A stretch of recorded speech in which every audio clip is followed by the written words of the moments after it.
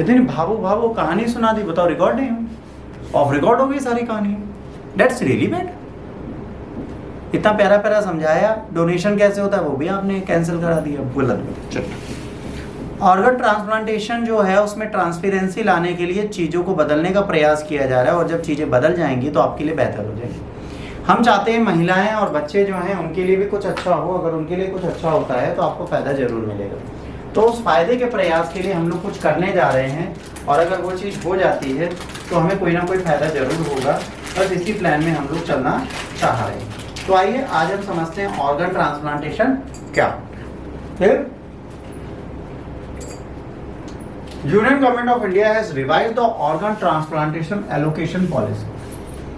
उन्होंने कहा है जो बच्चे और जो महिलाएं उनका ऑर्गन ट्रांसप्लांटेशन तमीज से होना चाहिए। यदि वह तमीज से नहीं होगा तो समस्याएं होंगी। तो उन्होंने कहा चलो इसको हम सही करें। तो उन्होंने कुछ एडवाइजरी लॉन्च की है, जिसमें कहा है कि मेडिकल अर्जेंसी जिसको है, जिसको लगता है बहुत जरूरी है आज की डेट में उसका इलाज कराना, उसका इलाज पहले करेंगे। Wait time duration on the transplantation risk, वो देखेंगे कि ड्यूरेशन क्या है, कि कितने लोगों को बॉडी ऑर्गन चाहिए और ट्रांसप्लांटेशन की लिस्ट कितनी लंबी है। इसके बाद matching factor, blood group, organ size और एज को देखा जाएगा। इस एज का कोई मरेगा तभी देंगे, या कोई ब्रेन डेड होगा तभी तो मिलेगा। अगर कोई मरा ही नहीं, कोई मिला ही नहीं डोनर, तो क्या होगा, तो इसको चेक करेंगे। चिल्ड्रन और पेशेंट जो प्रायर लिविंग डोनर्स हैं, नाउ नीडिंग ऑर्गन, जो लिविंग डोनर्स हैं मतलब जो जिंदा हैं और उनको आज की डेट में ऑर्गन चाहिए, उनको पहले दिया जाएगा। ऑर्गन वेरिएबिलिटी के लिए हम जियोग्राफिकल प्रॉक्सिमिटी को भी देखेंगे। हम देखेंगे भौगोलिक क्षेत्रफल में कहाँ पर ज़्यादा ऑर्गन चाहिए, इंडिया में कौन से क्षेत्र में, कानपुर, लखनऊ, मद्रास, चेन्नई, कोलकाता, कहाँ पे सबसे ज़्यादा ऑर्गन चाहिए। ठीक, तो उस जियोग्राफिकल फ्रेमवर्क को भी हम लिस्ट में अपडेट करेंगे। The revise policy introduce additional allocation point, women patient, prioritising women on the national waiting list, address historical under representation due to socio economic and cultural challenges. दूसरा relative of decrease donors, prioritising donors families, boost motivation for decrease organ donation, I strategic move to combat India's chronic organ shortage. हमारे जो organ shortage है उसको भी हम गौरव पर ध्यान में रखेंगे। जेंडर में historically women has been under depressed in organ transplant receipt due to the socio economic challenges, cultural factor. भाई उनका इलाज ही नहीं होता, उनकी ऑर्गन खराब है, इनके बारे में डायग्नोज ही नहीं होता। आपने देखा किसी महिला को किडनी डोनेट होते हुए, किसी महिला को किडनी लगाई गई हो, ऐसे केसेस कई सुने, पुरुष को ही लगाई जाती है, ऐसा क्यों? महिलाओं की भी तो किडनी खराब हो सकती है।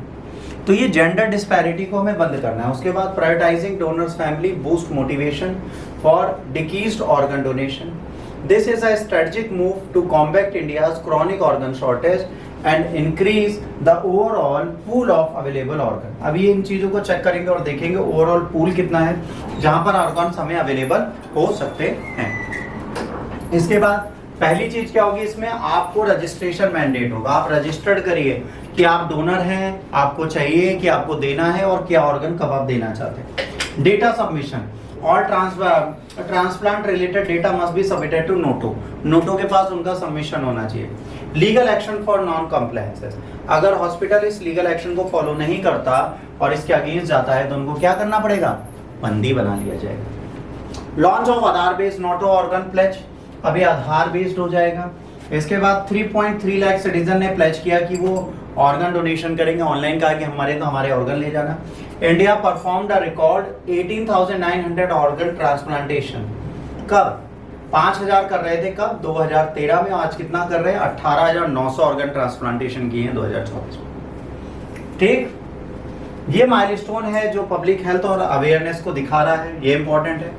अब creating permanent post of the transplant corridors, ठीक है, coordinators in hospitals, developing organ retrieval centre within trauma centres, mandating their registration with NOTTO. जो ट्रॉमा सेंटर्स होते हैं जहाँ पे क्रिटिकल केसेस आते हैं इनिशियली, वहाँ पर उनका रजिस्ट्रेशन होगा। जैसे मान लो कोई एक्सीडेंट का केस है तो उसने कहा अगर मैं मर जाऊँ तो मेरी आंखें, मेरा हृदय, मेरा गुर्दा सब निकाल लेना, तो नोटो में उनको तुरंत आधार लिंक से रजिस्टर्ड करेंगे, उनके मरने का इंतजार करेंगे, ऑर्गन दे देंगे। ठीक, इसके बाद encouraging medical college to develop, है ना, फेज्ड ऑर्गन रिट्रीवल फैसिलिटीज। जो मेडिकल कॉलेज हैं वो ऑर्गन रिट्रीवल फैसिलिटीज को डेवलप करें। Training emergency responder and ambulance staff जो अर्ली आइडेंटिफिकेशन करे पोटेंशियल डिकीज donors, specially in the case of stroke and road accident. जो रोड एक्सीडेंट और हार्ट स्ट्रोक से मरेंगे उनके ऑर्गन ऑन टाइम हम निकाल पाएं और डोनेट कर पाएं, इसके लिए हमें किसी एम्बुलेंस होल्डर्स को और हॉस्पिटल्स और नर्स और स्टाफ ट्रेनी को ट्रेंड करना पड़ेगा। उनको पता होना चाहिए कि हार्ट कितने घंटे काम करता है, किडनी कितने घंटे काम करती है, आइज कितने घंटे काम करती है, ब्रेन कितने घंटे काम करता है। ये सारी बेसिक चीज़ें उनको पता हो ताकि वो उन ऑर्गन को डोनेट कर पाए। इंक्रीज डोनेशन रेट्स, है ना, लॉन्ग टर्म इंक्रीज होगा जिससे डोनेशन रेट जो है वो घटेंगे। इंप्रूव जेंडर बैलेंस, लड़के लड़की बच्चे सबको मिलना चाहिए। स्ट्रेंथिंग पब्लिक ट्रस्ट आएगा कि एलोकेशन है तो हमें जेन्युइनली डोनर मिल जाएगा। और इनहेंस नेशनल कैपेसिटी, ये बताएगा कि हमारे देश की कैपेसिटी बहुत अच्छी है। किस चीज़ में? ऑर्गन डोनेशन और ट्रांसप्लांटेशन में। India new organ transplantation policy जो है इंपॉर्टेंट है। ये इक्विटी लाएगी डोनेशन रेट में, पब्लिक अवेयरनेस बढ़ाएगी, इंफ्रास्ट्रक्चर डेवलपमेंट करेगी ताकि आवश्यकता पड़ने पर हम लोग डोनेशन कर पाएँ और डोनर जो है डोनेट करे अपने ऑर्गन्स को, और उन ऑर्गन्स को कौन यूज़ करे? जो नीडी